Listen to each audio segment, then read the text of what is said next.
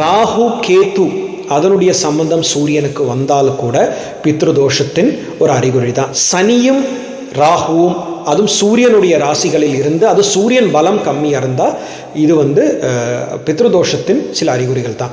அதே நேரத்தில் ஒவ்வொருத்தருக்கும் ஒவ்வொரு மாதிரி, எல்லாருக்குமே ஒரே மாதிரி இருக்காது. சிலவங்களுக்கு அவங்களுடைய கர்மாக்கு ஏற்ற மாதிரி பித்ருதோஷத்தின் எஃபெக்ட் இருக்கும். ஒருத்தருக்கு வேலையில் பிரச்சனை வரும், இன்னொருத்தருக்கு திருமணத்தில் பிரச்சனை வரும், இன்னொருத்தருக்கு குழந்தை பாக்கியம் இல்லாமல், அந்த மாதிரி டிஃப்ரெண்ட் தான் டிபெண்டிங் அப்போ மற்ற கிரகங்களுடைய அமைப்பும் ஜாதகத்தின் தனிப்பட்ட அமைப்பும் பொறுத்த வரைக்கும் தான் இருக்குது. சரிங்களா? இப்போ இதுக்கு என்ன பரிகாரம் பண்ண முடியும் அப்படின்னு பார்த்தீங்கன்னா, அகஸ்திய மாமுனிவர் எடுத்து சொல்லக்கூடிய ஒரு பரிகார முறைகள் ராமேஸ்வரம் மாதிரி இடங்களில் சென்று அங்கே ஒரு திலோஹோமம்